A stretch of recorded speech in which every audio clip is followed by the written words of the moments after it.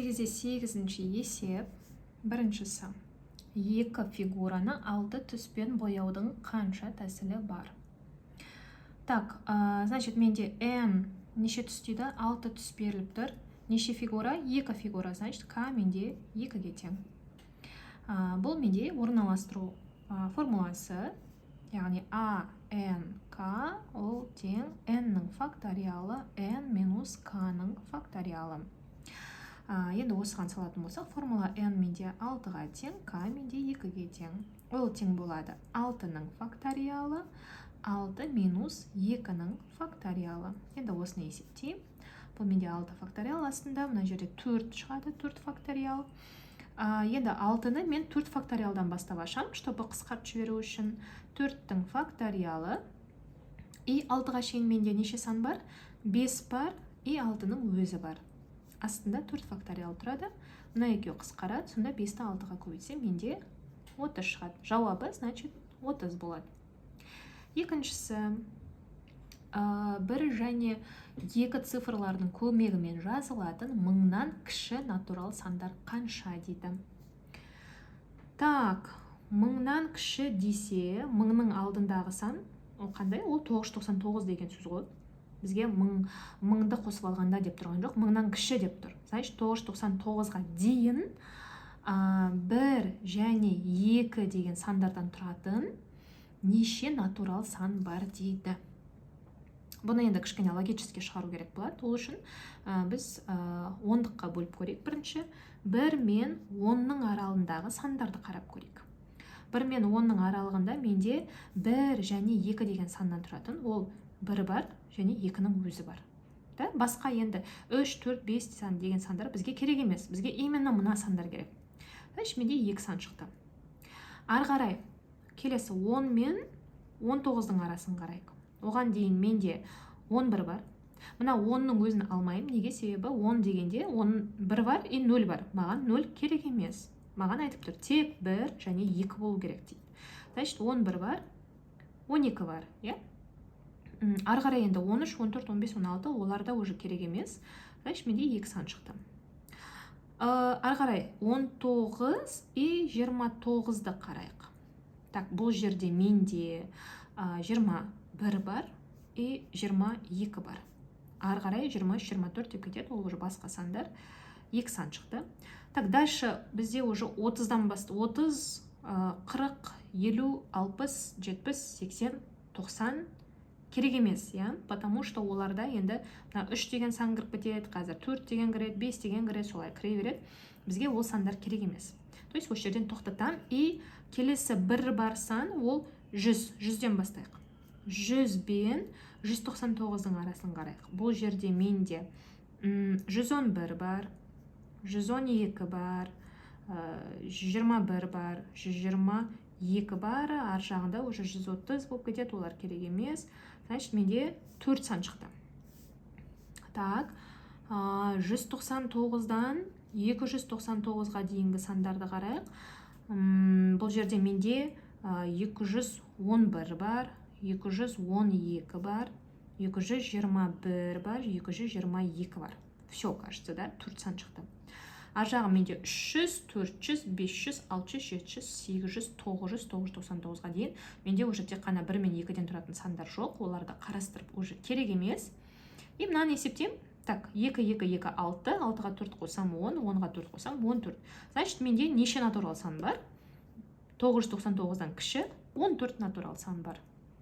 Все, жауабы 14. Так, келесі 8-де 9 теңдеуді шешіңдер дейді. Так, біріншісі a x2 тең 20-ға.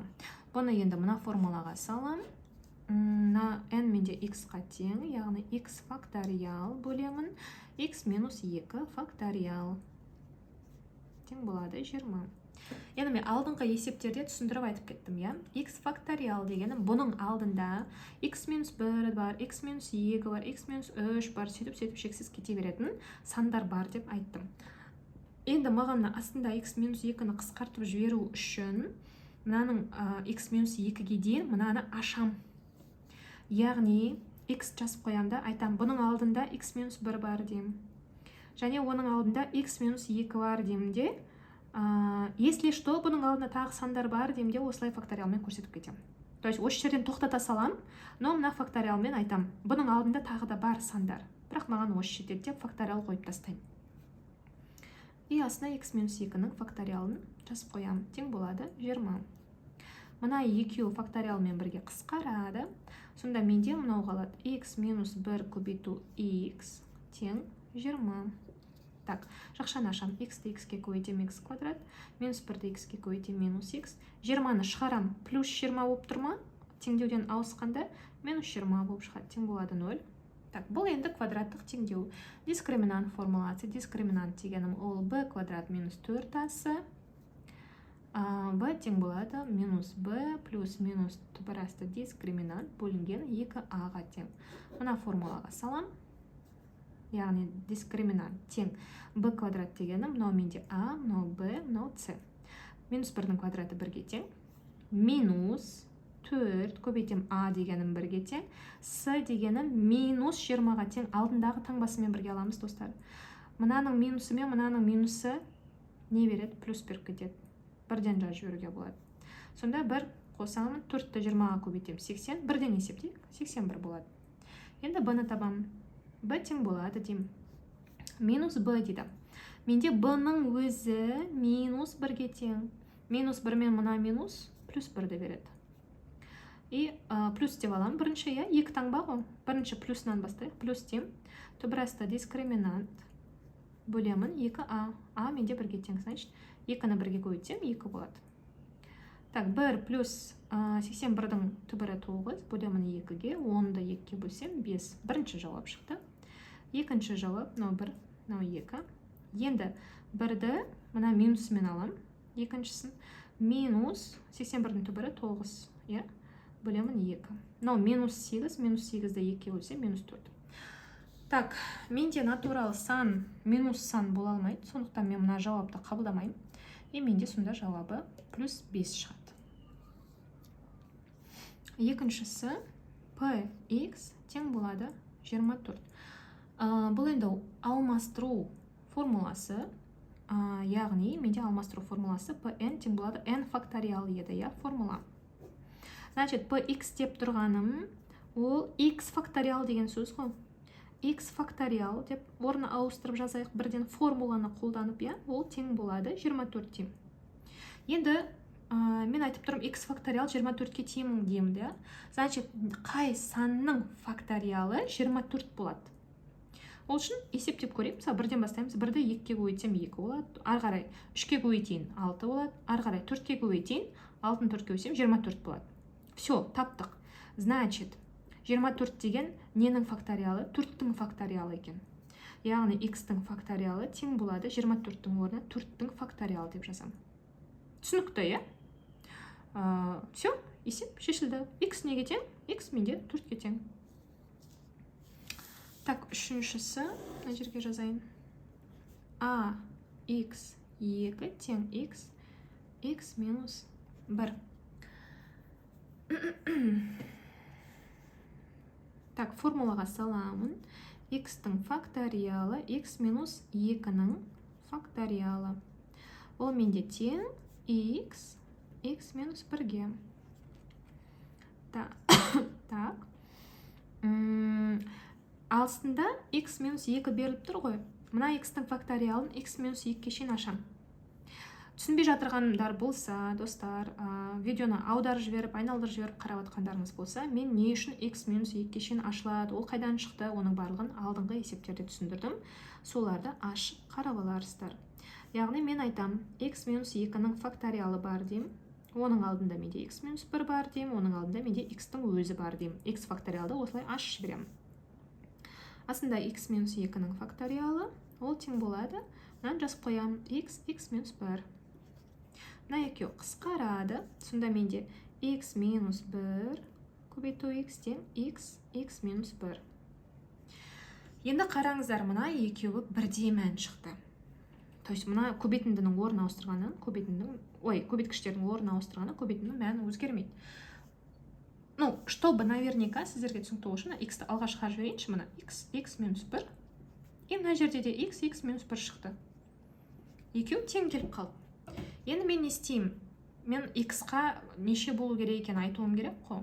Ол үшін мен айтам, мысалға мына жерге 0 қойсам, 0 қойсам, 0-ге теңесіп кетейін деп тұр. Так. 1 қойсам, 1 болып кетейін деп тұр. 1-ді қойсам, тоже 0 болып кетейін деп тұр. То есть 1-ден 1 алсам 0 болады, 0-ді 1-ге көбейтсем 0 шығады. Минус сан қойсам, минус 1 қойсам, мынау минус 2 болады. Минус 2 болады, мынау минус пен минус болып кетейін деп тұр. Енді мен не деймін? Маған ол натурал сан болу керек деп айттық, я? X деген натурал сан болу керек. Сол үшін мен айтам. Условия қоям. X міндетті түрде натурал сан болу керек деймін. Мына жерге жаңағы 3,2, 5,5 деген сандар тұрмау керек. Немесе 3-тен 4, 5-тен 6 деген сандар тұрмау керек. Тек қана натурал сандар тұру керек деп бір условия қоям. И айтам. 2-ден төмен сандар тұрмау керек деймін.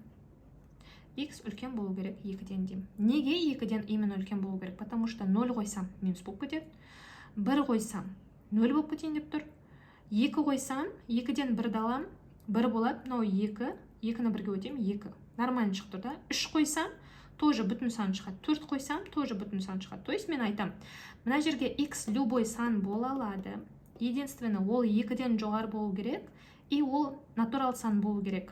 Бөлшектерді қойға болмайды деп условия қоям. Все, жауап получается менде осындай болады. Так, енді ары қарай 8-де 10-шы есепті көрсетейін.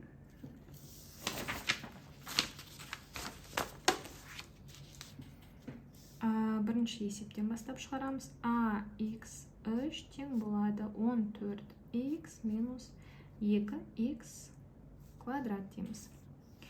Так, енді формула бойынша, формуланы түсіндірмеймін, я бағанадан бері түсіндіріп жатырмын. X-тің факториалы, x минус 3-тің факториалы болады астында. Тең болады 14x минус 2x квадратта жазып қоям. Мына x факториалды x минус 3-ке шейін ашам. Оны қалай ашу керек екен, тоже алдыңғы есептерде көрсеттім. X минус 3-тің факториалы дейм. И x-қа шейін не бар? Менде әлі x минус 2 бар, x минус 1 бар, и x-тің өзі бар. Так, астында x минус 3-тің факториалын жазып қоям.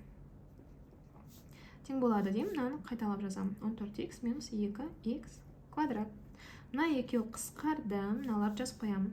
X минус 2, x минус 1 көбейтемін. X тең болады, мынаны жазып қоям.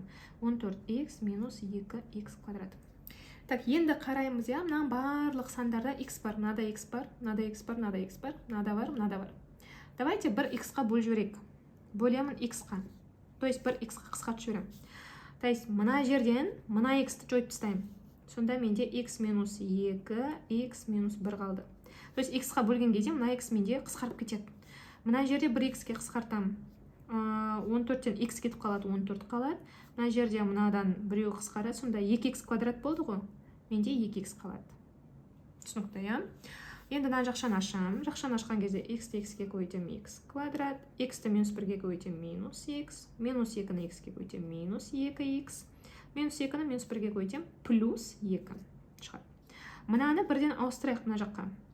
Мынау плюс 14 болып тұр ма, минус 14 болып түседі. Минус 2x плюс 2x болып түседі. Таңба ауысады. Енді жинақтаймыз. Так, мына екеу қысқарады, минус 2x пен плюс 2x. Сонда менде x квадрат минус x, 2-ден 14 алып тастаймын, минус 12. Тең болады 0. Бұл менде дискриминант. Дискриминанттың формулаларын тоже көрсетіп жатырмын бағанадан бері. Қайталап жазбай қойын. Бірден формулаға салып жібереміз.